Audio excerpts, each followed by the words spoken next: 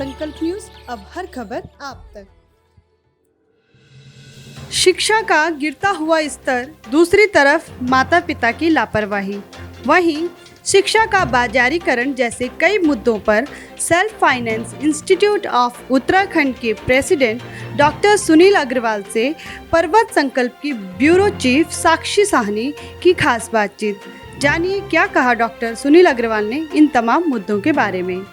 आलोचना कर रहा हूँ कि सरकारी स्कूलों की व्यवस्था सुधारी जाए। सरकारी स्कूलों की व्यवस्था सुधर जाएगी तो ये जो ज़्यादा फीस लेने वाला मामला है, ये आरोप तो अपने आप खत्म हो जाएगा।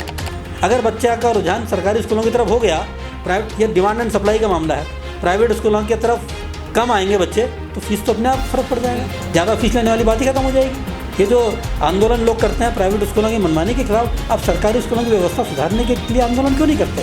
अगर सरकारी स्कूलों की व्यवस्था सुधर गई तो ये आंदोलन करने की आपको आवश्यकता ही नहीं पड़ेगी। जब हमारी ब्यूरो चीफ ने डॉक्टर सुनील अग्रवाल से पूछा कि हम खुद ही बच्चों को अगर लीनियंसी देते हैं और खुद ही बच्चों को प्रमोट करते हैं और अगर इस तरीके से उनका मनोबल बांध देते हैं कि उन्हें आगे बढ़ा दिया जाएगा, तो ऐसे में शिक्षा स्तर तो गिरेगा ही।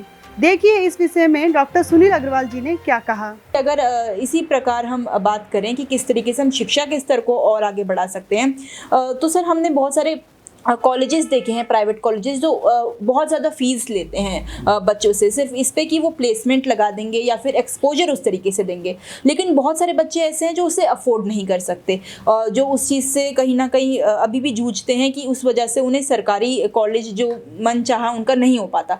तो ऐसा कुछ क्या सरकार को करना चाहिए, क्या नसीहत आप देना चाहेंगे कि वो भी उसी स्तर पर प्राइवेट कॉलेज की तर्ज पर जो है सरकारी कॉलेजेस को बढ़ाएं, ताकि वही प्लेसमेंट उनको मिले और वही कहीं ना कहीं अच्छी सुविधा, ताकि बच्चे और ज़्यादा सरकार के कॉलेजेस में जाके पढ़ें। बहुत अच्छा सवाल आपने किया। इसको मैं प्राइमरी एजुकेशन से जोड़ रहा हूँ। सरकारी स्कूल सब जगह हैं। आपका जैसे आपने कहा कि दूर दराज के क्षेत्र में भी सरकारी स्कूल हैं।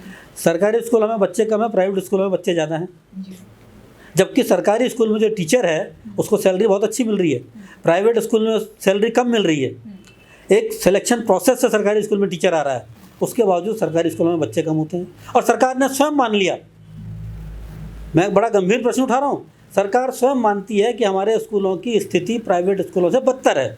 उसका सबसे बड़ा एग्जाम्पल फिर वही आ गया, शिक्षा का अधिकार कानून। RTE के तहत 25% गरीब बच्चों को प्राइवेट स्कूलों में दाखिला दिलवाया जाता है सरकार के द्वारा, कि 25% सीटें आप सरकार उनके लिए, गरीब बच्चों के लिए रिजर्व रखेंगे और उनकी फीस देती है गवर्नमेंट। इसका मतलब आप स्वयं मान रहे हैं कि हमारे स्कूल इस लायक नहीं है कि वहाँ बच्चे एडमिशन लें। आप उनकी स्थिति सुधारें ना। जिन 25% स्टूडेंट की फीस आप प्राइवेट स्कूलों को दे रहे हैं, उस फीस के पैसे से आप सरकारी स्कूलों की व्यवस्था सुधारें। सरकारी स्कूलों की व्यवस्था सुधरेगी तो अपने आप बच्चा जो है सरकारी स्कूल से उसका ध्यान उसके बाद सरकारी कॉलेज की तरफ भी जाएगा। एक मेंटेलिटी हमारी ये बन गई कि सरकारी स्कूल में शिक्षा अच्छी नहीं होती, प्राइवेट स्कूल में शिक्षा अच्छी होती है, इसीलिए उसके बाद प्राइवेट कॉलेज में जाता है।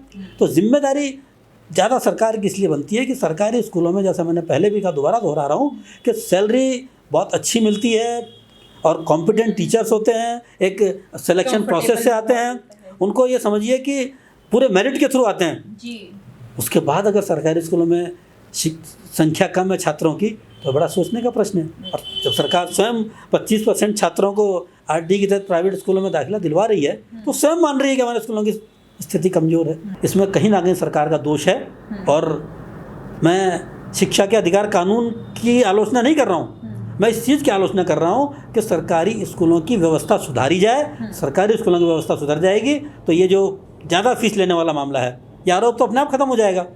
अगर बच्चा का रुझान सरकारी स्कूलों की तरफ हो गया, प्राइवेट, ये डिमांड एंड सप्लाई का मामला है, प्राइवेट स्कूलों की तरफ कम आएंगे बच्चे तो फीस तो अपने आप फर्क पड़ जाएगा। ज़्यादा फीस लेने वाली बात ही खत्म हो जाएगी। ये जो आंदोलन लोग करते हैं प्राइवेट स्कूलों की मनमानी के खिलाफ, आप सरकारी स्कूलों की व्यवस्था सुधारने के लिए आंदोलन क्यों नहीं करते?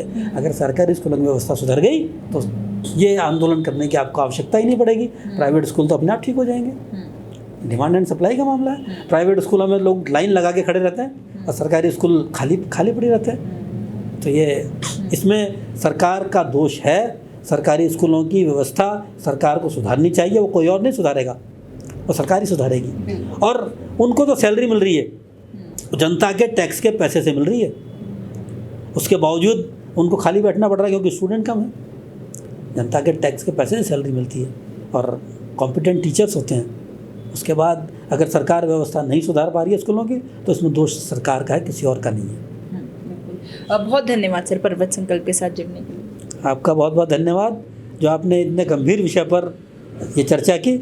इसी तरह से मेरा मानना यह है कि शिक्षा को कैसे आगे बढ़ाया जाए इस पर चर्चा गंभीर चलती रहनी चाहिए, क्योंकि शिक्षा से ही समाज बनता है। शिक्षा जब तक नहीं होगी, शिक्षित व्यक्ति जो भी काम करेगा अच्छे ढंग से करेगा। तो छोटा छोटा काम करें, काम कोई छोटा बड़ा नहीं होता। शिक्षित व्यक्ति का काम करने का तरीका अलग होता है और शिक्षा सीखने के लिए है, एक अच्छा नागरिक बनने की तरफ प्रेरित करती है। इसलिए शिक्षा की तरफ ध्यान देना और उस पर गंभीर चिंतन मनन करना, इसके लिए आपको बहुत बहुत धन्यवाद कि आपने इसके लिए एक इंटरव्यू का आयोजन किया। बहुत बहुत धन्यवाद। पर्वत संकल्प न्यूज़, अब हर खबर आप तक।